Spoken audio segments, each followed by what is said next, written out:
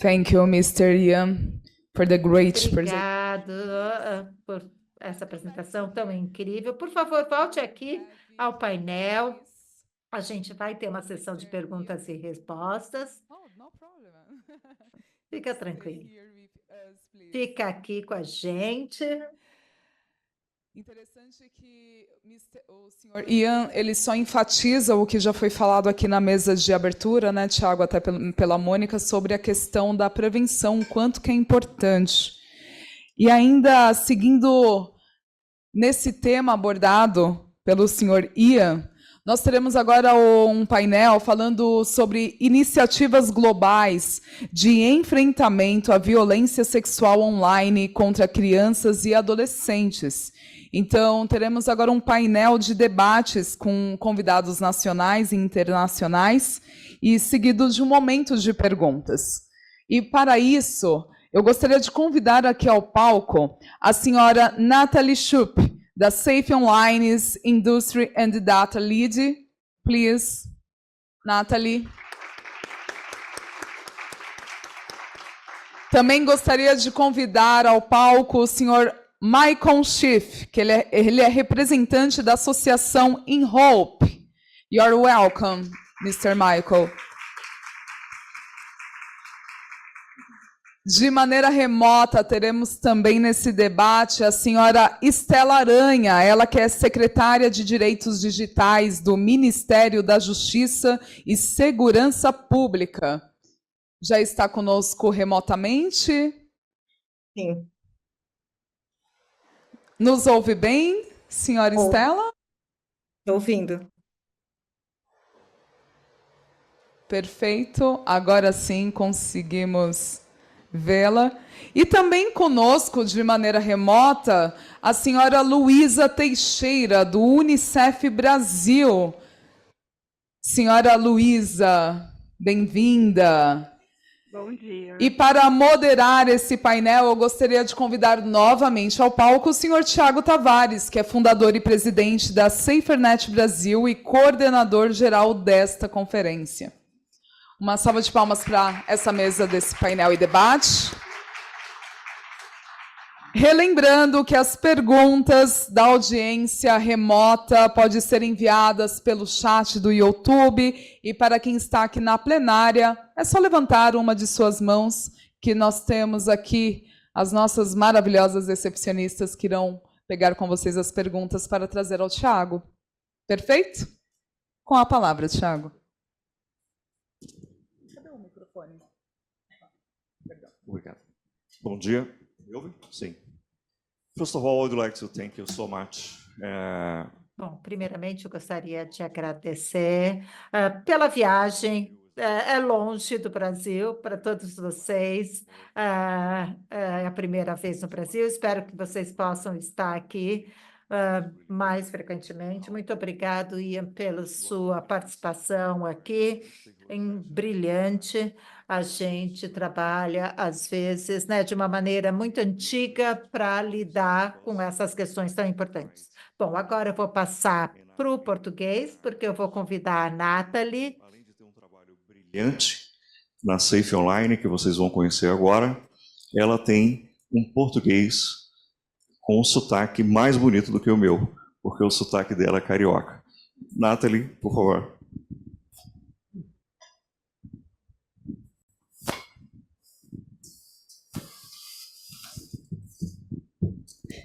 Muito obrigada. É um privilégio estar aqui com vocês hoje. Quero agradecer primeiro a todos vocês participando aqui virtualmente e também a SaferNet, CGI e NIC por organizar esses eventos e também por me convidar a participar e poder compartilhar um pouquinho sobre Safe Online e nosso trabalho multissectorial, que eu já tenho ouvido muito, que eu concordo, é muito importante, mas também colaborativo no nível global. Então, eu quero compartilhar um pouquinho mais sobre isso. Eu sou Natalie Schupp. Como o Tiago falou, eu sou americana, mas eu falo um pouquinho de português, então vou tentar fazer a apresentação em português, mas qualquer coisa, desculpa meu português, e eu posso explicar também em inglês, se for melhor. Mas eu sou a responsável pela indústria e dados no Safe Online. Isso quer dizer que eu sou responsável para a colaboração com a indústria e também entre a indústria e os outros atores no ecossistema de nosso trabalho, e também com temas de investigação, tecnologia e dados, e inovação. Então, eu quero compartilhar um pouquinho, começando. Não sei como passar aqui. Desculpa. Essa aqui.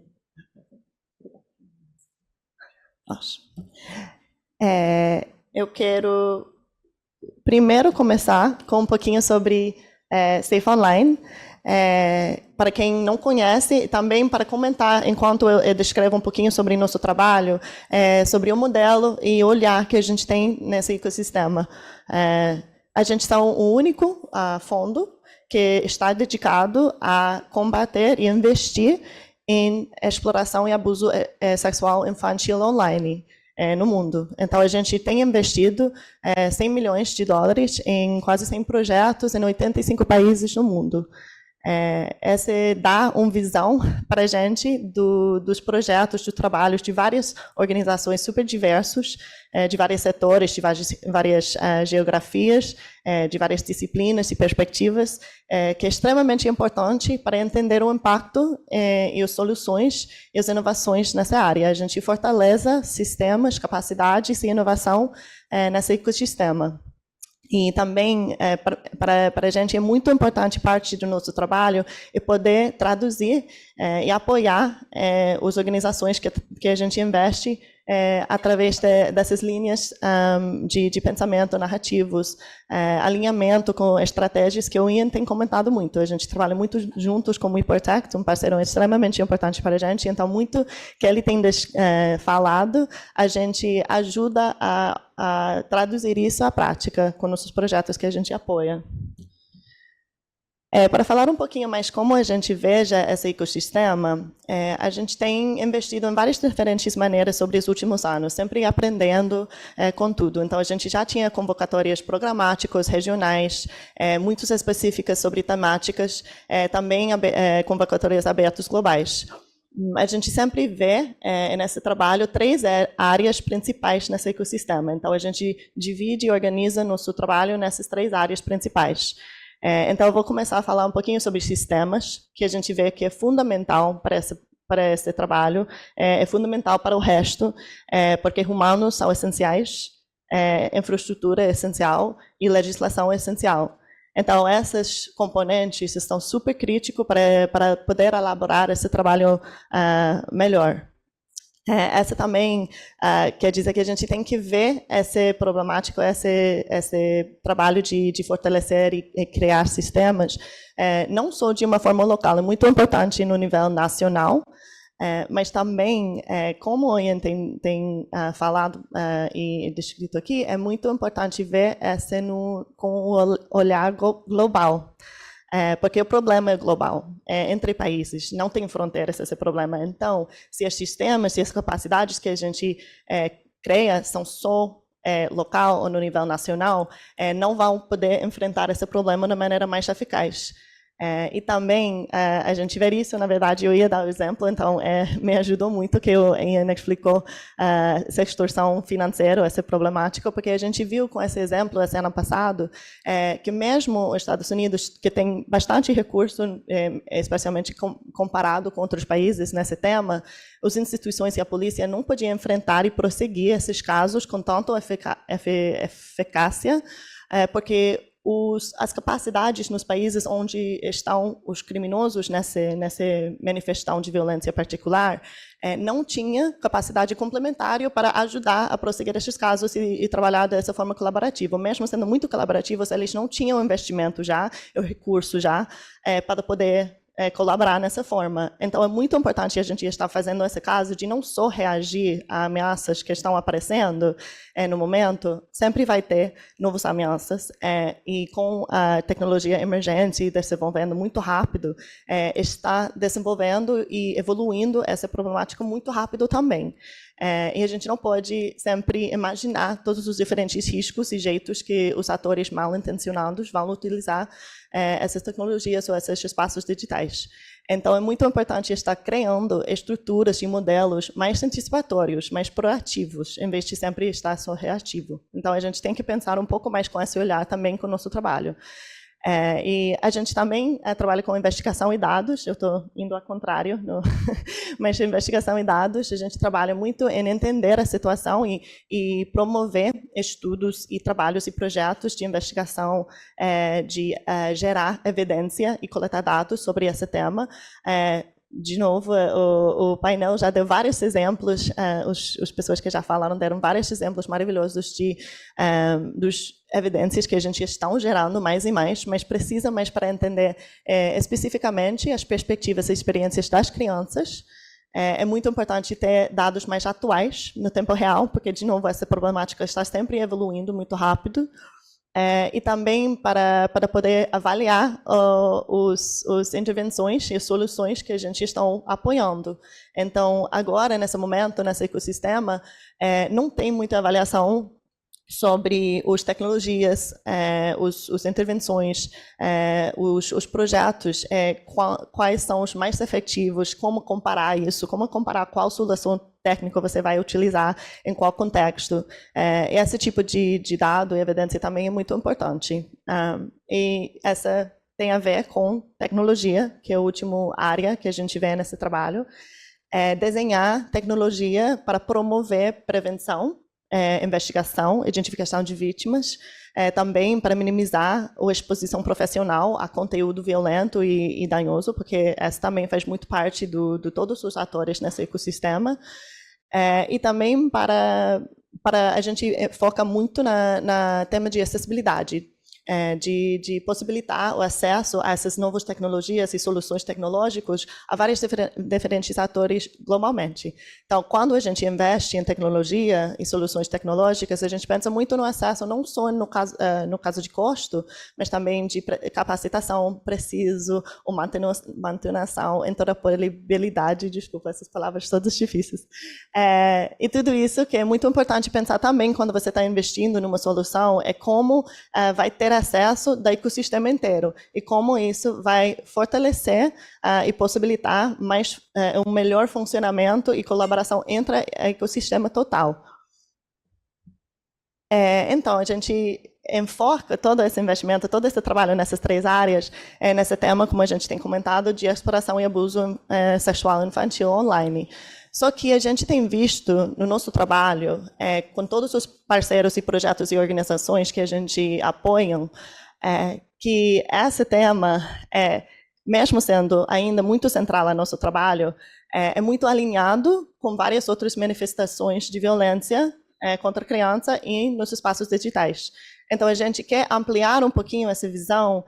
Quando a gente está enfocado nesse problema de risco e dano digital, que a gente está pensando também em como a gente está alinhando com outras perspectivas, outras comunidades, outros campos que estão trabalhando em áreas que são super relevantes e podem ser super alinhados, e a gente pode promover mais sinergias com esses outros ecossistemas também. Então, a gente quer sempre estar trabalhando e compartilhando o que a gente está aprendendo dentro do nosso próprio ecossistema, o impacto que a gente está tendo, os sucessos que a gente está tendo com outras comunidades que poderem utilizar, mas também para aprender dos outros, para não estar repetindo, recriando coisa que talvez já existe em outro ecossistema. Por exemplo, a gente vê muito alinhamento, obviamente, com violência baseada em gênero online, ou violência contra a mulher. Há várias narrativas, há várias soluções, há várias intervenções que você pode assegurar que a gente tem um troco com essas outras comunidades também. Então, essa colaboração que a gente fala não é só dentro de nosso próprio ecossistema, mas também com outros ecossistemas que tem muito a ver. E, às vezes, são outros ecossistemas que talvez tenham algumas barreiras, que eles têm alguma perspectiva que apresenta uma barreira para a nossa advocacia ou nossa política pública, essas diferentes intervenções. E é muito importante também abrir diálogo com essas comunidades também para poder chegar em soluções que a gente pode estar promovendo para essas comunidades que todo mundo está focando em diferentes comunidades marginalizadas, mas não quer promover por exemplo, um político público que pode ter consequências ruins para outro grupo de pessoas. Então, é sempre muito importante estão tendo esse troco constante e também para elevar esse assunto mais no nível global. Eu ia compartilhar um pouquinho sobre experiências e a situação atual, mas o Ian já fez um maravilhoso trabalho de fazer isso por mim completo. Então, eu ia compartilhar umas evidências, em particular, de um estudo no nível nacional que a Safe Online investiu e elaborou juntos com Interpol, UNICEF Inocente e ECPAT International, que se chama Disrupting Harm. Porque esse é um estudo no nível nacional muito único sobre essa problemática especificamente, que foi feito com 13 mil crianças até hoje em 13 países, no África e Oriente de Ásia, mas vai elaborar mais 14 países, inclusive no Brasil, esse ano. Então, vai ser muito interessante como um recurso e essas evidências que gerou esse estudo já estão sendo traduzidas à prática, a advocacia, outras coisas, pelos nossos parceiros, pelas organizações que a gente apoia. Então, a gente acha muito importante trabalho assim, que também repete um pouquinho do trabalho que o Ian já tem compartilhado. E também, de novo, eu só vou repetir para dar um pouquinho de destaque nesses temas que eu acho mega importante, o que já foi falado por várias pessoas aqui já, que é muito importante escutar as vozes das pessoas com experiência vivida, dos sobreviventes e do criança mesmo. Então, quando a gente está promovendo esse trabalho, a gente também tem muito foco em apoiar projetos que têm esses tipos de abordagens, modelos, estruturas que estão desenvolvendo esses tipos de trabalho com criança e com pessoa com experiência vivida no centro. Então, algumas coisas que já foram faladas, mas eu acho muito importante repetir, são sobre linguagem, que o senhor Demi tem comentado sobre a importância de nomenclatura de linguagem, mas também a importância disso para crianças mesmo e para pessoas que sofrem esse abuso. Porque se usa linguagem que tem julgamento, que tem a ver com vergonha nesse sentido para as vítimas, essa é muito poderoso em criar uma barreira para as pessoas que estão sofrendo essa experiência. Então, linguagem é importante, pensar na vida total digital da criança, que eles estão pedindo mesmo, pensar em todos os direitos digitais quando está tentando trabalhar na segurança nos espaços digitais, e também pensar não só nos riscos e potencial abuso que pode acontecer, mas também nas partes boas que tem a internet para dar para as crianças. Então, esses diferentes temas tem chegado em todo o nosso trabalho também, em todas as organizações que estão fazendo trabalho nessa área. E falando, depois de falar sobre essas estatísticas meio pesadas, meio difícil, esse tema que realmente está acelerando e é muito urgente enfrentar, também a gente tem muito progresso que a gente tem visto. Tem várias áreas na política pública que a gente tem visto diferentes leis, atos, ordens executivos, esses diferentes momentos muito importantes para esse tema no nível global e no palco global, mas também no nível nacional. Vários de nossos parceiros e as organizações que a gente apoia têm traduzido muito do seu trabalho com a advocacia à política pública no nível nacional. Há novas leis no nível internacional, há planos de ação sobre esse tema em particular, e a gente acha essa tradução muito importante também. Então, a gente queria ressaltar também um pouco do progresso das organizações que a gente trabalha. A gente tem ajudado a criar a política jurídica em mais que 70 países. Nossos grantees, as organizações que a gente apoia, têm criado mais que 20 soluções tecnológicas inovadoras que podem estar utilizadas no mundo inteiro para enfrentar esse problema. Tem apoiado hotlines, tipo linhas de ajuda, de apoio em 40 países, estabelecer unidades especializadas de polícia nisso em 11 países, e essa traduz a identificar abusadores criminosos, a identificar vítimas que são crianças, e também a várias áreas de prevenção e educação que são muito importantes. A gente vê, e também que eu vou pular para o final, porque eu sei que eu estou chegando no final aqui. A gente quer só enfocar, vou deixar aqui de enfocar no futuro, em que a gente quer ver para esse ano e que a gente está vendo para seguir na frente com tudo isso e aprendendo das organizações com que a gente trabalha. Que é muito importante essa ação política, esse compromisso político que está acontecendo, mas está bem diferenciado nos diferentes países do mundo. Então, essa disparidade entre os diferentes países tem a oportunidade de aprender um ao outro, mas também de trocar um pouco mais essa experiência com países que estão começando com essa jornada de política pública. Também tem um foco em tecnologia emergente, em novas tecnologias como inteligência artificial, como encryption, como age verification, como ambientes imersivos, que é muito importante estar pensando e falando nesse jeito colaborativo com vários diferentes setores, mas é também muito importante, como eu tenho falado, pensar não sempre estar reagindo à nova ameaça, à nova tendência, mas também de estar pensando em como a gente pode co-criar estruturas e modelos e abordagens que são antecipatórias, que são mais proativos, para poder ser um pouco mais adaptivos nesse trabalho. Também legislação, também tem muito progresso, como todo mundo tem comentado um pouco, mas a gente tem que ainda pensar em como equilibrar, como ter um equilíbrio entre todos os direitos humanos, todos os direitos digitais nessa conversa. E tem um equilíbrio, tem muita subtileza nessas conversas, mas é muito importante estar tendo esses diálogos entre pessoas com diferentes perspectivas, para poder chegar a um ponto que a gente pode ter um meio termo, em vez de estar um contra o outro sobre qual direito humano é mais importante. Também essa ação colaborativa internacional, o propósito de falar sobre nosso trabalho, o jeito que a gente pensa em trabalhar. A gente precisa muito mais de inclusão dos vozes que não são representados normalmente nesse ecossistema. Essa quer dizer países no Global South, essa quer dizer crianças e sobreviventes. Essa foi realçado já, eu acho isso mega importante repetir. E, finalmente, a gente precisa mais recurso, como já foi falado. A gente recebe recurso de governos, de filantropias, de setor privado particular, mas muito...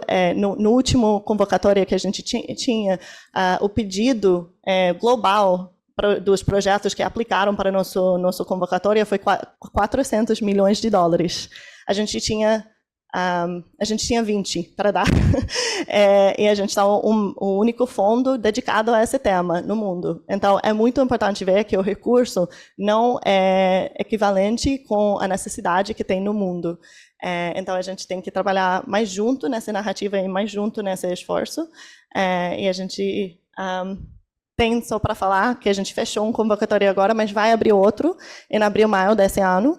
Então, se alguém tem interesse, por favor, fala comigo. A gente sempre está tentando também aprender de novas organizações, das necessidades nesse campo, e de como a gente pode elaborar e apoiar nossos grantees, nossas organizações com quem a gente trabalha, mas ajudar eles melhor também. Então, se tiver interesse, por favor, entre em contato também.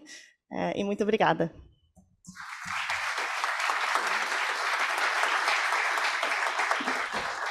Muito obrigada, Nathalie. Nathalie tem o português melhor que o meu.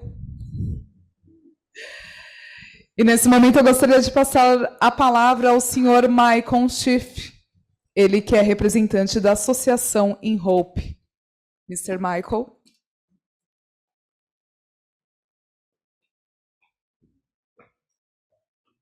Obrigada. Good morning. I'm Michael Schiff. I worked for 35... Eu sou Michael Schiff e eu já trabalho há 35 anos com as pessoas que fazem o download de todo esse material de crianças que são abusadas sexualmente online. E no dia do SaferNet, é muito importante saber de onde vem esse perigo, aonde está esse perigo emitente? Eu sou contratado da We Hope, e a We Hope é uma organização que coordena as atividades em todo o mundo. Cada país precisa de um canal para que o cidadão possa relatar qualquer tipo de assédio, de ofensa, garantindo a proteção pública. Todos os estados, ou todos os países, na verdade, precisam desse hotline, desse número 0800 para ajudar os cidadãos, fornecendo esse conforto para as crianças que são os sobreviventes dessas atividades, que é algo muito traumático, tanto para crianças quanto para os adultos ou seus pais, quando percebem que é uma exploração, um abuso sexual, especialmente quando esse material abusivo continua sendo circulado. E é bom saber que há alguém fazendo algo para garantir a remoção desse material abusivo. Eu gostaria de falar agora sobre os ambientes da era digital e como isso afeta os usuários que têm acesso ao material de abuso sexual e aqueles que são afetados por este material. Vou começar falando sobre crime. Todos os crimes ocorrem quando há uma inibição e há uma redução. A maior parte das pessoas não são criminosos porque sabem que há algo errado, sabem que vão ser pegos, sabem que não devem fazer. Com isso em mente, eles são impedidos de cometer um crime porque há uma autoridade, porque existe um sistema na internet que evita a exploração sexual, ou porque há qualquer outro tipo de impedimento. Uma vez que esse impedimento é removido, ou quando há oportunidades e não há impedimento, há um aumento, e quando há uma inibição, daí o crime irá seguir este caminho, e é exatamente o mesmo que ocorre para o crime sexual. O crime sexual nada mais do que um resultado da inibição e da oportunidade, e a internet, por si só, já é um ambiente que está absolutamente lotado dessa inibição e também lotado de oportunidade. Então, o Dia do Safer Internet é uma forma de mostrar os meios pelos quais podemos aumentar os impedimentos, proteções e prevenções, e também aumentar a inibição dos nossos infratores e dos potenciais infratores, para que eles fiquem ansiosos e fiquem com medo de serem pegos e deixem de serem abusadores. A mudança para a questão do consumo da pornografia, o consumo da pornografia legal, começou ali, né, no final da década de 90 e começo dos anos 2000, com o surgimento da internet, já que a internet fornecia um acesso infinito ao material aberto, gratuito, barato, e a escassez de materiais mais custosos já não era mais um impedimento. Isso acabou levando a um aumento de mainstream de material pornográfico, que era gratuito, podia-se fazer um download gratuito, compartilhar também de boa, e eu acho que a questão é, quando as pessoas sentem que estão anônimos, a anonimidade os deixam fazer as coisas mais livremente, e quando eles acham que tem alguém vendo, é diferente. Agora, quando há a coisa anônima, a perspectiva do crime aumenta. Isso também se aplica à pornografia, mas é ainda mais aplicável à pornografia infantil, e isso tem a ver também com aqueles drivers psicológicos que estão por trás disso também. Disseminating, viewing, sharing. Agora, a disseminação, visualização, produção de material é uma maneira de traumatizar as crianças, de tentar controlar também essas crianças. E a gente nunca vai ter vítimas suficientes. A gente não vai chegar num ponto que a comunidade fala: é suficiente, a gente já tem material suficiente. Isso não vai acontecer, porque existem motivações psicológicas que forçam ou empoderam as pessoas a ver mais material, mais variedade, e eles nunca chegam no final desse desejo. Então, sempre vai haver uma necessidade de mais materiais e mais vítimas.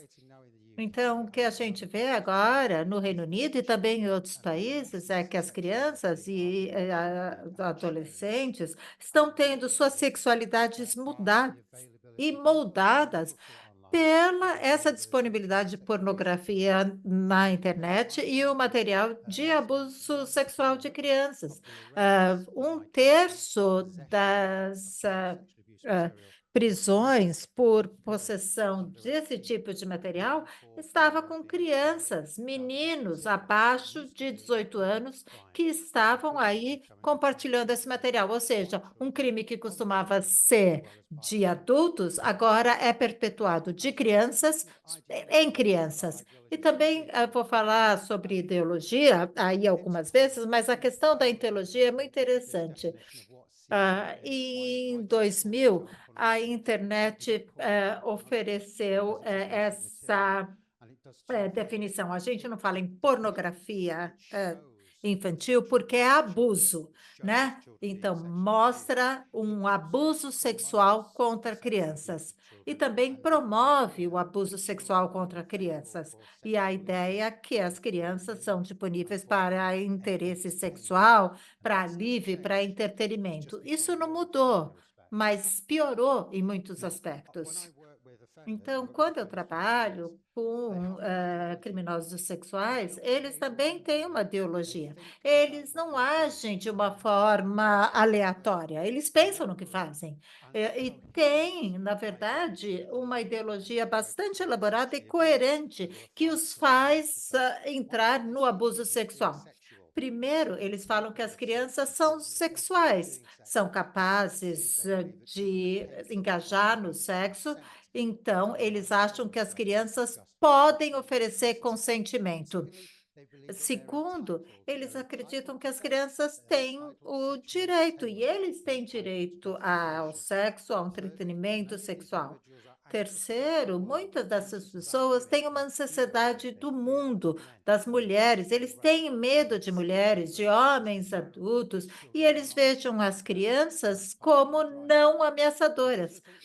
Também eles acham que é incontrolável, que o sexo acontece, não é uma coisa que eles podem impedir em relação ao desejo. E também eles falam que não há mal, que não é uma violência contra a criança, não é um dano. Se a criança fez sim, falou sim, então não é um dano, eles não estão fazendo mal. Agora, quando a gente pensa no material abusivo e o que essas pessoas procuram, a gente tem que pensar como isso afeta a mentalidade. A gente tem que olhar através dessas lentes também. Eles veem as crianças se comportando sexualmente. Eles não querem saber se essas crianças são extorcidas, se as crianças são seduzidas. Eles só veem isso como alguma coisa interessante. Então, se eles estão chateados, se eles estão infelizes, esse material os anima e está sempre disponível para eles. E as crianças nas fotos nunca podem falar não. Eles também acham que esse ambiente virtual é mais seguro que o mundo real. É melhor seduzir as crianças online do que no mundo real. Existem muitas oportunidades sem uma supervisão dos pais no ambiente online. E eles acham que o ambiente, de novo, propõe a eles uma possibilidade desse descontrole. E, de novo, não existe dano. A criança está dando risada. Não fui eu que seduzi a criança, eu só estou olhando as fotos, eu só estou olhando, não fui eu que fiz o dano. Então, essas ideologias são promovidas também por essas imagens. Agora, eu não pirei aqui, gente, pelo menos até agora não. Eu só queria falar um pouquinho sobre o Chevrolet Corvair, que é bem interessante. Em 1960, os americanos inventaram esse modelo. O motor ficava atrás e vinha com o manual que estava lá, né, no compartimento de luvas, e falava que eles tinham que ajustar a pressão dos pneus a um número muito específico. Eu acho que muito pouca gente sabe qual é a pressão do pneu do seu carro, né? Mas em 1960, muitos americanos compraram o Corvair, eles não leram o manual, eles começaram a dirigir o carro e eles tiveram muitos acidentes e muitas mortes de pessoas que estavam aí dirigindo o Covera. A GM ficou super nervosa porque era uma empresa, começou a ser vista como uma empresa que fabricava carros perigosos. O que que a GM falou? Você leu o manual? Quando você comprou o carro, você leu o manual antes de dirigir? E os motoristas que tiveram acidente, que não tinham morrido, falaram: não, eu só dirigi, porque eu gostei do carro, eu queria ir numa loja, porque o GM tem um carro tão bacana. E por anos, a GM basicamente lutou contra as pessoas que estavam protestando, principalmente um americano chamado Ralph Nader, que até escreveu o manual, e ele foi o fundador dos direitos ao consumidor. O Ralph Nader falava: se uma empresa automotiva vai fabricar automóvel, ele tem que garantir, ela tem que garantir que o automóvel seja seguro para a gente dirigir. E aí, lá nos anos 60, 70, 80, e eu estava lá, eu sou presença viva, os fabricantes falavam, né, que o carro era rápido, era sexy, era super excitante, e esses eram os pontos de venda de um carro, né? Eles falavam que na segurança está na mão do motorista. Se você dirige o carro de uma forma idiota, por conta você está bebendo, é um problema seu. Você tem que dirigir com segurança. Mas, conforme foi evoluindo, a segurança começou a aparecer. E os fabricantes começaram a colocar itens de segurança, e começaram a pensar aí na pressão dos pneus. Então, a segurança se tornou um ponto de venda. Nos anos 60, 70, os fabricantes não queriam saber disso. Ninguém falava, e eles resistiam a qualquer reclamação em relação disso. No futuro, acabaram se tornando aí a segurança um recurso, uma característica importante do pitch de vendas. E eu acho que existe um paralelo bem interessante da indústria automotiva dos anos 60 e a indústria da internet em 2020. Muitas falam: olha, o consumidor tem que ler os termos, as condições, tem 20 páginas, se divirtam com o nosso aplicativo e você que tem a responsabilidade. A maioria das pessoas não faz isso. As pessoas simplesmente usam o material, porque a internet é excitante, é glamourosa, é bacana. E quando a gente pensa na relação das crianças com a internet, é o lugar onde estar. As pessoas têm medo de perder, de estar por fora. Então, é muito poderosa como interessante. Eu dava aí cursos para os pais, né, sobre a internet segura. E eles falavam: olha, meu filho adora o Facebook. Eu falava: quantos anos tem seu filho? 6 anos. Mas só pode usar o Facebook com 13. E eles falavam: mas, né? Mas é assim. O que que a gente vai fazer? Eles querem usar a internet, aí eu deixo. Eles querem usar o Facebook, e aí eu deixo. E aí é isso. Eu acho que um dos problemas é cultural. Na verdade, as pessoas que fazem os sistemas têm muita conscientização do que é a internet, do que é a segurança. Eles são até utópicos, achando que a internet é esse mundo maravilhoso. Mas, na verdade, eu conheci milhares de pessoas que são distópicas e que usam a internet para colocar a criança a risco. E no meio, a gente tem toda essa população, muitos pais, que simplesmente não têm essa informação e acabam não se comportando de uma forma sensata em relação a isso.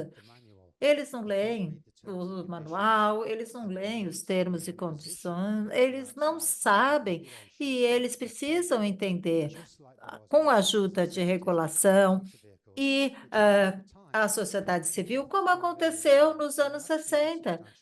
E se você pensar no número de mortes proporcional que nós tínhamos com a indústria automotiva nos anos 60 e nos anos 2000, diminuiu muito. Então, demora, vai tomar tempo, mas a gente vai chegar lá. E é isso. Eu acho que, se vocês tiverem alguma pergunta, vocês podem fazer para mim, ou se não, pergunta para o Google.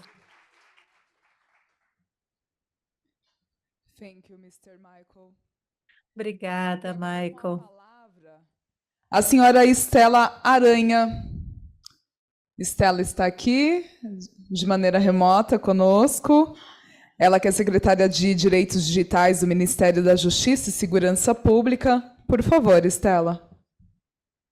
Olá, boa tarde a todos e todas. Eu estou organizando aqui a minha fala. Bom, primeiro, eu queria agradecer esse evento maravilhoso, organizado pela SaferNet, pelo NIC BR, CGI, que, enfim, tem muitos anos, e esse ano é especialmente bom. Enfim, a gente já falou aqui, né, sobre isso, né, que todos os esforços eficazes para prevenir, combater a exploração sexual, o abuso sexual infantil, eles dependem dessas parcerias com todos esses órgãos, todos os setores, dentro do setor público e setor privado. Por isso que esse evento é tão importante, né? Traz essas organizações que são fundamentais para a gente debater as questões de segurança da internet, em especial aqui o elogio ao SaferNet, ao trabalho do Thiago, que é reconhecidamente, né, nessa área, o trabalho de excelência aqui do Brasil. Também queria agradecer outros parceiros que estão aqui, como os Ministérios Públicos Federal, Estadual, e as empresas também, que o engajamento do setor privado é muito importante e necessário para a gente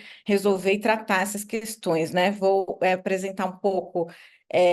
A gente criou agora, recentemente, no Ministério da Justiça, uma Secretaria de Direitos Digitais, no final do ano passado, uma secretaria que está se estruturando, mas ela parte de um trabalho que nós já estávamos fazendo lá no âmbito do Ministério da Justiça, mas, enfim, é um pequeno órgão com pouquíssimas pessoas, mas a ideia é justamente essa, a gente começar a trazer para o poder público de forma organizada, de forma a criar instituição mesmo, né, para cuidar dessas questões.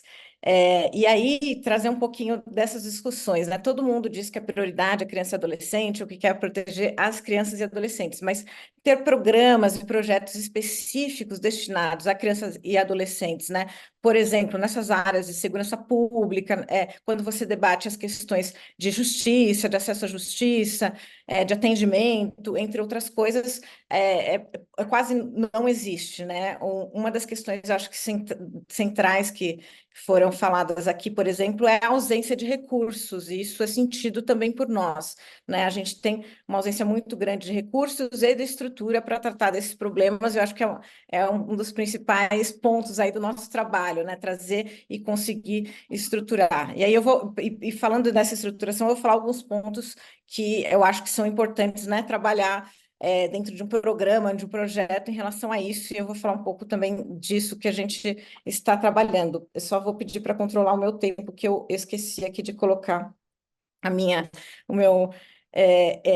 Primeiro, eu acho que assim, a gente já falou, outras pessoas já falaram, né? A gente não pode, obviamente, e que hoje está totalmente nas costas dos pais, né? Essas questões relacionadas à proteção da criança e do adolescente em ambiente online, a gente não pode jogar toda a responsabilidade para eles, mas eu acho que essa conscientização da necessidade dos pais participarem da vida online dos filhos ainda é necessária, né? Não querendo, obviamente, que eles sejam absolutamente responsáveis, e a gente vai ter que compartilhar essa responsabilidade que hoje está só neles, com o Estado, com as ações de prevenção e com as ações de repressão, com a iniciativa privada, obviamente, os serviços que se oferecem ao público, obrigatoriamente tem que oferecer um espaço de segurança, né? E isso tem que ser respeitado, mas eu acho que o primeiro ponto é a conscientização dos pais, né? Primeiro, a gente nunca, em geral, os pais cuidam dos filhos, e a gente está falando, obviamente, tem vários recortes aí, inclusive sociais e econômicos, né, em relação a isso, mas mesmo em famílias estruturadas, por exemplo, quando a gente acompanha algumas operações de crimes graves na internet, sejam em relação a vítimas, ou seja, em relação aos perpetradores, que são crianças e adolescentes, os pais não sabem o que está acontecendo na sua casa, não acompanham, né? Então, dificilmente você deixa, por exemplo, uma criança sozinha numa rua escura, você acompanha onde ele vai, onde a criança vai, com quem a pessoa fala, e a gente não tem isso na internet. Então, Eu acho que isso é uma questão de a gente conscientizar os pais que eles também têm que fazer esse acompanhamento dos filhos na internet. Claro que a gente tem um monte de debates, né? A questão do controle parental, a gente tem algumas ferramentas interessantes em algumas redes, outras precisa se melhorar, né? Tem todo o debate necessário que nós temos que fazer, que a partir dos 13 anos, o controle parental só pode ser feito com a autorização do próprio adolescente, e isso, enfim, é uma questão que talvez 13 anos eles sejam muito jovens, enfim, tem um monte de debates a amadurecer, né? A outra questão é em relação à legislação. Eu acho que faltam, por exemplo, em relação ao abuso sexual infantil, a gente não tem nenhuma legislação que obrigue, por exemplo, ou que responsabilize as plataformas, redes sociais em relação a isso, né? O Marco Civil da Internet usa a questão de nudez não consentida, e isso foi um conceito estendido em interpretações judiciais, decisões judiciais, mas a gente não tem uma legislação própria. Então, a gente não tem uma obrigação, por exemplo, de fazer um reporte em relação a isso no Brasil. As empresas que trabalham no mercado americano fazem lá no NCMEC nos Estados Unidos. E aí as empresas que não estão no mercado americano não estão reportando para ninguém, para nenhum órgão oficial, né? Então, este é um problema. E aí, como estruturar isso? Onde estruturar isso, né? Nós temos aí a página SaferNet de denúncias, nós temos o trabalho da Polícia Federal, a Interpol tem um banco de dados em relação a esse tipo de conteúdo para fazer o combate no mundo inteiro, mas não tem nada semelhante ao que representa, né, que é uma organização privada, o NCMEC, nos Estados Unidos, que primeiro, por ausência, inclusive, até de limitação de recursos, ela prioriza, obviamente, aquilo que está dentro dos Estados Unidos, e, obviamente, nós trabalhamos muito com eles, né, em relação à Polícia Federal, trabalha os reportes, entre outras coisas, mas as empresas que não estão atendendo o mercado americano, não tem sede dos Estados Unidos, não fazem esse reporte. Enfim, então é uma das questões centrais. Eu acho que a gente tem que discutir, e nós temos que ter legislação, além dos reportes do próprio abuso, os perpetradores, né? Muitas vezes você retira o material da internet, você retira os posts, mas pode estar se postando em volume, e a gente não sabe, não tem acesso a quem são esses perpetradores. Então, essa necessidade de alguma coisa em relação à legislação, tanto nessas medidas proativas, né, quando a gente fala de empresas, como também a questão de responsabilidade. Eu acho que também a gente se discute, tem um debate todo no âmbito legislativo, judiciário, em relação à responsabilidade das empresas, e a gente fala muito em relação ao dever de cuidado e ao dever de segurança, que também é um debate que tem na proposta da legislação americana, por exemplo, exatamente com esses termos, né, em relação à segurança. A gente hoje já tem dentro do Código de Defesa do Consumidor alguma direção em relação a isso. O dever de cuidado é o que a gente está trazendo nos debates dos projetos de lei que estão tramitando no Congresso, né, em relação à regulação de redes sociais, tanto no projeto no 2630, que é um projeto mais amplo de regulação de redes sociais, quanto no projeto mais específico em relação à criança e adolescente. E isso é importante, né? A necessidade das empresas também tomarem medidas razoáveis, tanto no design, na operação dos produtos, no oferecimento de seus serviços, para prevenir e mitigar diversos crimes. A gente está falando de exploração e abuso sexual de crianças e adolescentes, mas aí inclui eles, e de certa forma eles estão absolutamente conectados, né? Violência física, bullying online, acesso a crianças e adolescentes. Aqui, concretamente, a gente tem muitos casos de chantagem de crianças justamente para a produção desse tipo de material, que foram casos que ficaram conhecidos, inclusive, pela cobertura de imprensa, padrão, enfim, promoção e comercialização também de narcótico, entre outras coisas. Enfim, são questões muito importantes, né? A outra questão é o sistema de justiça, de repressão e sociedade, de modo geral, também entender que o abuso sexual infantil é uma forma grave de violência contra a criança, né? Eu acho que a única, né, meio de a gente entender que é tão disseminado, a gente está crescendo, né? A gente, por mais que se combata, e todas as empresas dizem que fazem tudo que está ao alcance, isso só cresce, né? O Thiago mostrou aqui os números no início do crescimento, né, das denúncias aqui no Brasil. Então, isso é muito importante também, da gravidade do crime, que às vezes a gente tem uma cultura que não entende a gravidade, né? A existência da imagem de uma criança, né, um indivíduo de menores de 18 anos a ser abusado, é ao mesmo tempo uma prova de um crime ou uma falha social de prevenção também da ocorrência dessa forma grave aí de violência. E isso se agrava também em relação à produção desse material, em relação às novas tecnologias, a gente falou um pouco, outros falaram também de a generativa, que inclusive este é um caso também que eu acho que tem que ter alguma alteração na legislação, que claramente, né, o tipo, não tem um tipo penal, o tipo penal que a gente defende quando a gente está falando da pornografia infantil, né, que está na nossa legislação, ela protege, o bem jurídico protegido é uma criança e eventualmente, se você produz materiais que não tem uma criança existente, eventualmente possa ter essa discussão se é crime ou não. Então, isso é muito importante, ter uma legislação,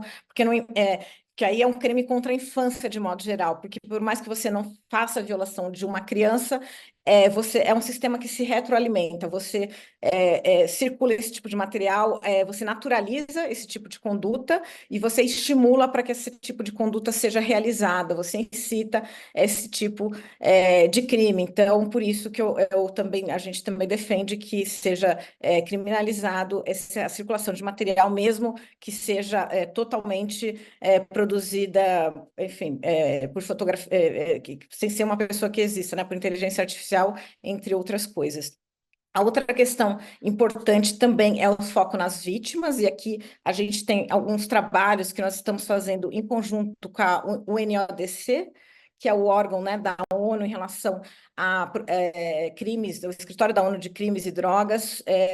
A gente trabalhou ao longo do ano passado e vai continuar trabalhando este ano com um projeto maior. A UNODC fez um call to action com mais de 70 países no ano passado, destacando algumas necessidades de ação, né, por parte de governos, provedores de internet, de acesso, outros atores para proteger a exploração e abuso sexual online e facilitar o diálogo das entidades, enfim, e trazer isso, como que a gente trabalha com isso, e aí um monte de questões a gente precisa avançar, com a necessidade de conjuntos de dados comuns, porque a gente está falando de um crime que é transnacional, enfim, entre outras coisas, como que a gente pode trabalhar com tecnologias. No Brasil, nós temos soluções tecnológicas que atendem, mas, por exemplo, o Brasil pode ajudar nos países que não têm a usar a nossa tecnologia, a necessidade, enfim, de você ter, enfim,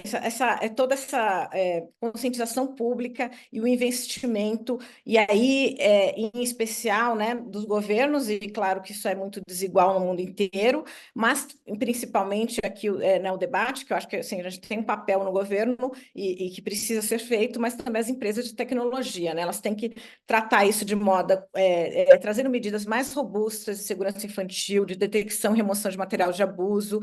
É muito desafiador, né, o que a gente tem agora. São duas questões, né? Tanto o CISA mesmo, né, que é o conteúdo de abuso sexual infantil, quanto essa questão desse conteúdo de sexualização infantil, que é mais limítrofe, que não necessariamente é crime. Então, essa questão, né, desse subinvestimento de todos, né, e aí é muito importante para falar. E, por fim, né, falar um pouco da iniciativa que nós estamos trabalhando em relação a isso, né, trabalhando com a UNODC. A gente quer fazer uma estratégia sobre isso, um evento no Brasil, de América Latina e Caribe, para tratar sobre justamente quais as lacunas e as falhas que nós estamos tendo em relação a isso, né, um crime que todo mundo é contra e quer combater, mas ele ainda existe, e um debate sobre uma estratégia brasileira de proteção de crianças e adolescentes em ambiente digital, junto com a proposta, né, da ONU, que é um framework que eles lançaram em relação à proteção de violência contra a criança, que tem algumas questões, como já foram até colocadas aqui, a necessidade de foco nas vítimas, de centrar nos direitos das crianças, a necessidade da escuta ativa, do enfoque de gênero, e de trazer mudanças na legislação e, principalmente, né, a gente ter um investimento e ter uma política própria para proteger as crianças e adolescentes em ambiente online, investimento, recursos, estrutura, pessoal, né, por parte também do Estado, que é muito importante.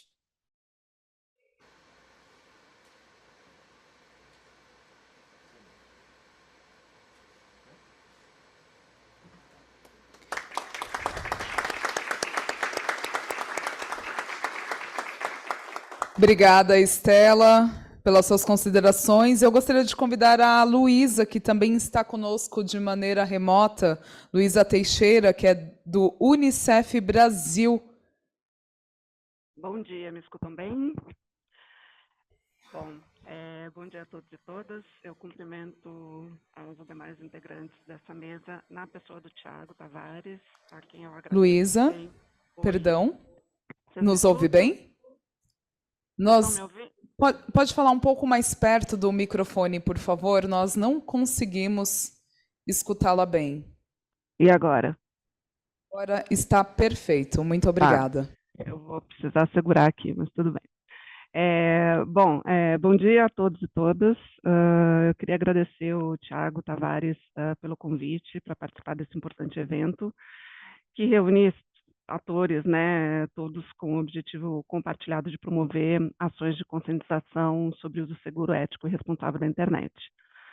Bom, eu falo aqui em nome do Unicef, que trabalha em mais de 190 países, né, com mandato de acompanhar a implementação da Convenção sobre os Direitos da Criança e, particularmente, a área de proteção contra as violências, que tem atuado e tem priorizado muito a questão da violência sexual contra crianças e adolescentes no ambiente online e offline também. A gente sabe que as violências contra crianças e adolescentes, elas são um fenômeno complexo, multifacetado, que está ligado a diversos fatores culturais, sociais e econômicos, e são praticadas em qualquer contexto geográfico, em qualquer classe social, vitimando crianças e adolescentes de qualquer idade, e na maioria das vezes partindo, né, das pessoas mais próximas e de confiança dessas crianças e adolescentes e de suas famílias. E essas violências, elas comprometem de forma muito grave todo o desenvolvimento físico, emocional, intelectual, social e a qualidade de vida dessas crianças e adolescentes. Então, apesar, isso já foi falado assim muito aqui, né, da internet trazer muitas oportunidades para que crianças e adolescentes possam exercer os seus direitos, ela também ampliou muito os riscos a que eles e elas estão submetidos. Então, entrando um pouquinho na área da proteção de crianças e adolescentes contra as violências do Unicef, a gente trabalha de 3 formas prioritárias, né? Primeiro, dando visibilidade ao tema da violência, por meio da produção e disseminação de conteúdo, realização de diálogos e realização de incidência e parcerias com atores de diversos setores e em diversos níveis, ofertando apoio técnico especializado, tanto em nível internacional como nacional e local, e promovendo a melhoria dos serviços públicos de prevenção e resposta às violências por meio do fortalecimento de capacidades e também de disseminação de informações. Bom, a gente sabe, né, quando utilizada da maneira correta, como eu falei, com acesso por todos, isso é uma questão também bastante importante da gente colocar, a internet tem potencial de ampliar horizontes, de promover educação, de promover a criatividade, porém, há também muitos riscos que devem ser reconhecidos e levados em conta por tomadores de decisão, nos governos, na indústria, na sociedade civil, pela sociedade, em especial pelos próprios pais e cuidadores e as próprias crianças e adolescentes. Então, os riscos relacionados ao abuso e exploração sexual são os mais alarmantes, né? Por conta também dos seus efeitos perversos na vida desses meninos e meninas. E os avanços da tecnologia, da internet, têm, de fato, tornado cada vez mais fácil para abusadores entrarem em contato com suas vítimas, compartilhar imagens de violência em suas diversas manifestações e encorajar outros também a praticar violências. Isso está muito claro também pelos dados que foram trazidos, tanto pelo Thiago como pelo Ian. E a gente tem que também levar em consideração, isso também foi falado, que crianças e adolescentes têm cada vez mais também produzido conteúdo sexual autogerado, né, trazendo uma demanda urgente de diálogo para que elas e eles compreendam os riscos que a internet traz e aprendam também a promover a sua autoproteção, tanto online como offline. Então, especificamente, o Unicef tem trabalhado com parceiros para diminuir essas lacunas de acesso aos recursos que as tecnologias digitais oportunizam, ao mesmo tempo em que temos empreendido esforços para que a internet seja um ambiente de fato seguro para crianças e adolescentes aprenderem, socializarem e se expressarem sem se exporem a riscos. Então, a gente faz incidência, né, com parceiros governamentais para regulamentações necessárias para o uso seguro da internet e também com as companhias de tecnologia para promover ferramentas adequadas que garantam a segurança em suas plataformas.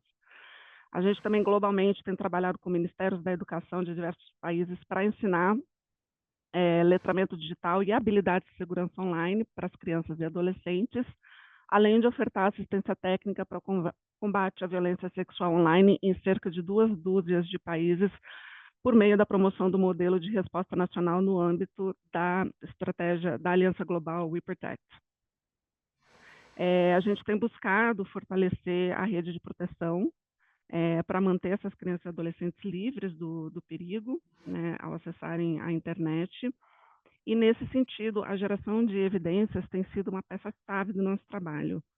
Então, por meio do escritório de pesquisa do Unicef, o Innocenti, a gente tem produzido estudos sobre direitos digitais, sobre oportunidades e riscos, com o objetivo justamente de promover uma melhor compreensão de como o uso dessas tecnologias digitais contribui para a vida de crianças e adolescentes, ao mesmo tempo em que os expõe a novos riscos e perigos.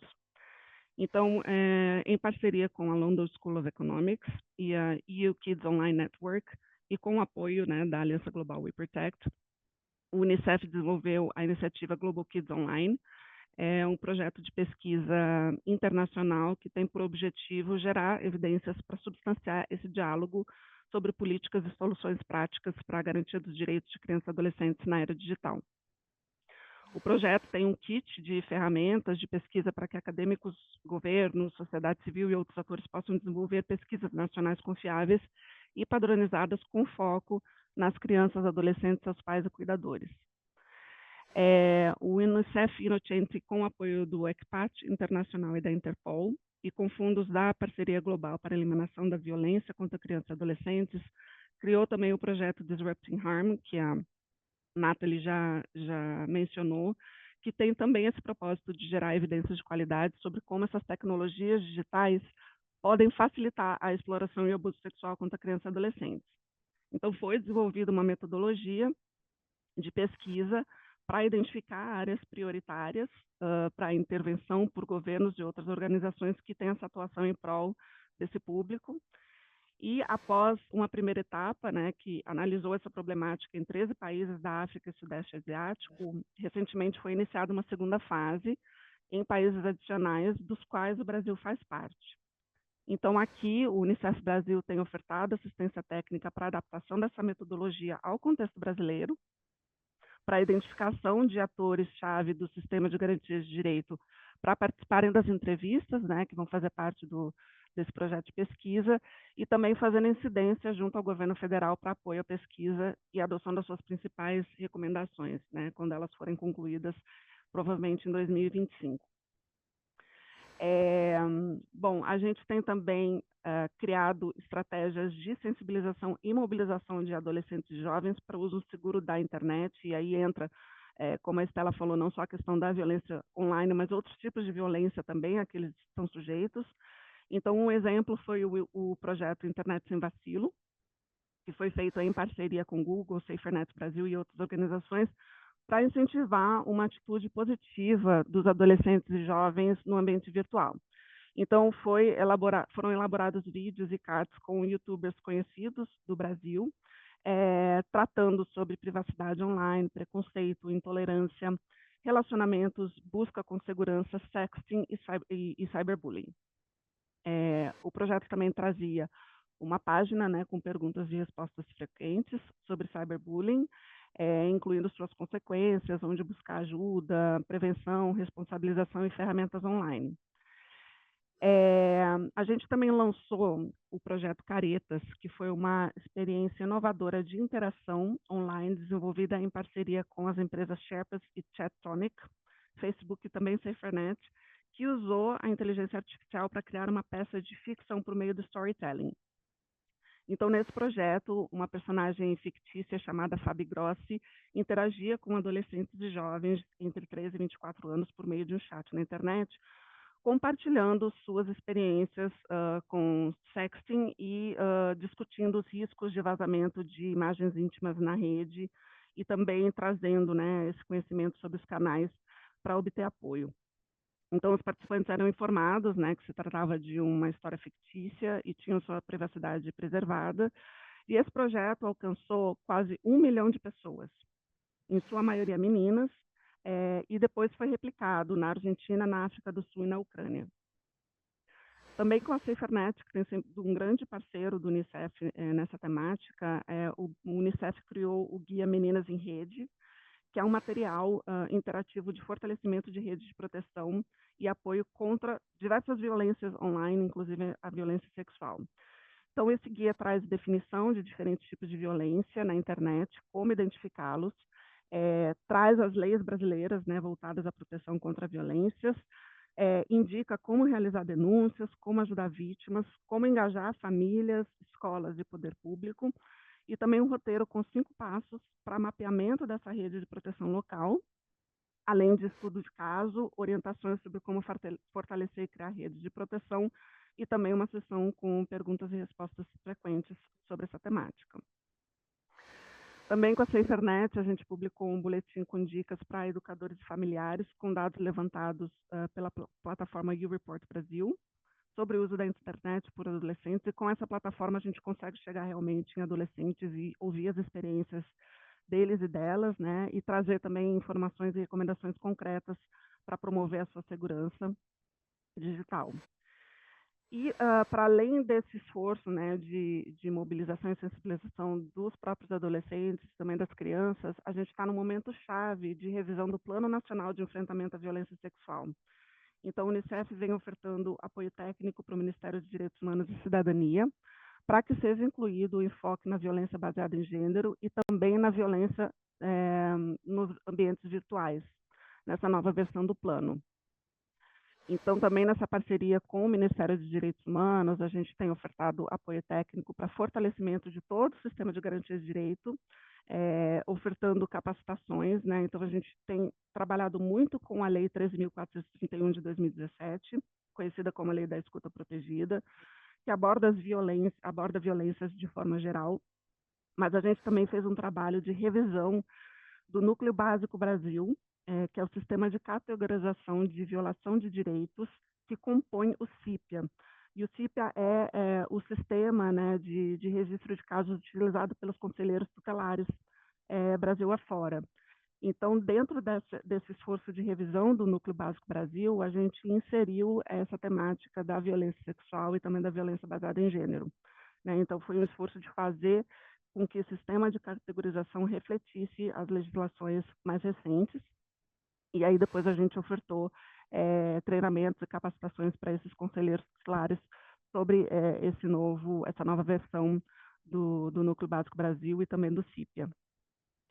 Enfim, eu estou tentando ser muito breve, eu sei que a gente já passou o tempo, né, para essa sessão, mas a gente precisa reconhecer que, apesar de todos os esforços, ainda tem muitos desafios na proteção de meninos e meninas na internet, como lacunas na legislação e políticas públicas, que a Estela trouxe muito bem, a capacidade enfraquecida dos atores do sistema de garantia de direito para lidar com as violências nesse universo digital, falta ainda de dados concretos sobre esse tipo de violência e falta de conhecimento, principalmente por parte das famílias, crianças e adolescentes, sobre os perigos da internet. Então, a gente precisa seguir, né, nesse direcionamento de esforço para uma abordagem que seja realmente abrangente, multissetorial, enfocada no combate da violência sexual online e que leve em conta também os fatores de risco e vulnerabilidades. A gente precisa pensar, né, talvez em estratégias mais eficazes de fortalecimento dos sistemas que garantam um impacto a médio e longo prazo e também a sustentabilidade, né, das intervenções. E pensar nas políticas e legislações que levem em conta realmente dados atuais e confiáveis, por meio de estudos e análises, mas também por meio da atualização dos sistemas que existem hoje para registro e encaminhamento de casos de violência. Então, é isso, gente. Eu agradeço pela oportunidade de participar desse evento e renovo o compromisso do Unicef de seguir juntando esforços e atuando conjuntamente para combater, né, para prevenir e responder à violência sexual online.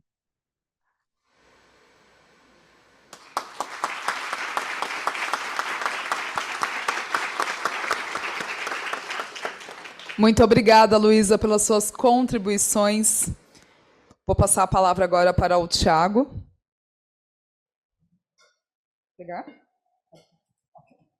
Bem, diante do adiantado, a gente está muito atrasado em relação à nossa agenda inicial, eu só vou pedir, recebemos 5 perguntas, a boa notícia é que 3 delas serão melhor respondidas no período da tarde, uma pergunta direcionada ao TikTok sobre medidas de segurança, haverá uma palestra do próprio Fernando Galo, que é o diretor do TikTok, à tarde, então ele vai poder responder com mais tempo. Tem uma outra pergunta para a doutora Priscila sobre dados, eu não vejo a doutora Priscila no auditório, mas a gente vai levantar esses dados e passa depois para quem perguntou. E tem mais algumas perguntas relacionadas a temas que serão tratados no período da tarde, e uma pergunta aqui muito relevante, sobre a inclusão de crianças com deficiência. Esse tema também será tratado amanhã no último painel sobre o uso excessivo de telas por crianças e adolescentes. E eu pediria aos nossos convidados que se pudessem fazer uma consideração final em até 1 minuto. Eu gostaria de garantir franquear a palavra para que vocês possam fazer uma consideração final. Obrigado. So it's been fascinating listening. Realmente é fascinante ouvir todo o trabalho que tem sido feito aqui e tudo que estão fazendo, sabe, ouvir o secretário Aranha sobre a importância, a secretária Aranha, Estela Aranha, sobre a importância da resposta compartilhada, sabe, não apenas concentrar só nas crianças, mas envolver os outros também. Eu gostaria de falar uma coisinha aí sobre as crianças com necessidades especiais. Nós temos uma avaliação no nosso website que avalia essa questão especificamente. E nós entendemos que essas são crianças que correm um risco maior, elas têm uma maior probabilidade de se engajar e socializar online, porque é uma oportunidade de liberdade para essas crianças, certo? Mas vai depender da incapacidade que cada uma tem. Talvez elas não tenham ciência de que estejam perante uma situação abusiva, eles têm um maior risco de manipulação, de bullying. Eu acho que há uma resposta mais customizada com relação à necessidade das crianças. Por exemplo, as crianças autistas, elas têm uma questão específica que precisa ser levada em conta, ou, por exemplo, se for uma questão de uma incapacidade física, tudo isso precisa ser incluído como parte da nossa resposta. E precisamos ter consciência que trata-se de uma questão de altíssima vulnerabilidade e risco também. Achei maravilhoso todas as sinergias e os diferentes pontos que estavam super falando um com o outro nas pessoas que participaram desse painel e as pessoas que já falaram hoje. Eu acho que a única coisa que eu queria realçar, destacar um pouquinho, era sobre essa coisa de enfoque em inclusão nessas comunidades e nessas narrativas e nesses diálogos, que foi comentado em vários diferentes sentidos, mas eu acho que é importante repetir que essa tem que ser num jeito real também, um jeito significante, que não pode ser só ter as pessoas na sala junto, mas também para ter esse troco, para facilitar e criar um ambiente em que pode trocar ideias e soluções e impacto que a gente está tendo, e também para alinhar o ver quando a gente está não alinhados. Então, um exemplo que a gente está desenvolvendo é uma comunidade para falar sobre os dados, as evidências que estão gerando esse ecossistema, e poder colocar em contato todas as pessoas que estão trabalhando com iniciativas de dados. E a gente está vendo como a gente pode ampliar essa comunidade para representar mais geografias, mais disciplinas, mais perspectivas, mais comunidades marginalizadas, porque também esse ponto foi falado que as intervenções, as soluções, as abordagens e modelos também são diferentes em diferentes contextos. E essa parte de contexto cultural, de idioma, esse problema não está só em inglês, mas tem pouco evidência e pouca representação em vários espaços globais por esse meio. Então, eu acho muito importante a gente continuar a trabalhar com um propósito e a gente está sempre super aberto a ampliar nossa comunidade também, a entender melhor quais são as necessidades e as lacunas em diferentes contextos também no mundo, porque esse realmente aparece esse problema, manifesta diferente dependendo do contexto também. Então, acho muito importante continuar a incluir essas perspectivas e essas vozes mais diversos nessas conversas.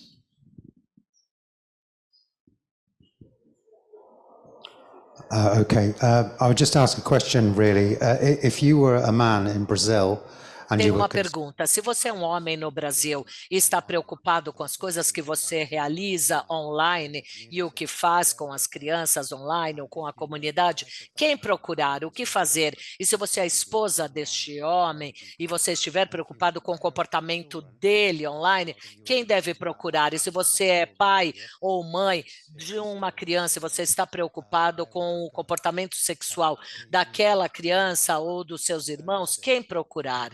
É necessário fornecer serviços disponíveis para as pessoas que se encontram em problemas online. Há muitos homens dando material abusivo a crianças. Independente do número de policiais que vocês tenham, vocês nunca conseguirão alcançá-los ou prendê-los. Então, é necessário, arrumar a via de acesso, realmente, achar um meio termo em que todas essas denúncias sejam confidenciais e anônimas. Caso contrário, as pessoas não as farão. No Reino Unido, nós temos número 0800 já há 21 anos. Temos muita experiência no nosso hotline, o chamado 0800. Se quiserem entender um pouquinho mais como isso funciona no Reino Unido, terei prazer em compartilhar com todos. Estela?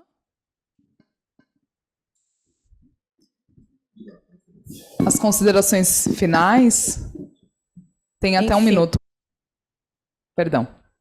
Enfim, queria agradecer aos organizadores do evento, que realmente a programação está muito completa e vai nos ajudar muito nesse debate. Nós temos muito a avançar aqui em todos os setores da sociedade, todo mundo que tem a obrigação constitucional de zelar pelos direitos e pela proteção da criança e do adolescente, que é toda a sociedade, é o Estado, a sociedade civil, os pais, as empresas privadas. Nós temos ainda muito que avançar. Hoje, o ambiente online para as crianças ainda não é o suficiente seguro, nós temos muito a fazer. Então, acho que esse evento também ajuda a gente a ouvir as vozes, enfim, e nós temos que também conversar mais e trabalhar mais juntos para conseguir avançar. É óbvio que não tem bala de prata, como já falamos aqui, não é uma iniciativa, são muitas iniciativas juntas, mas a gente precisa dar prioridade à proteção da criança e adolescente nesse tema, que eu acho que ainda não é dada, A gente precisa,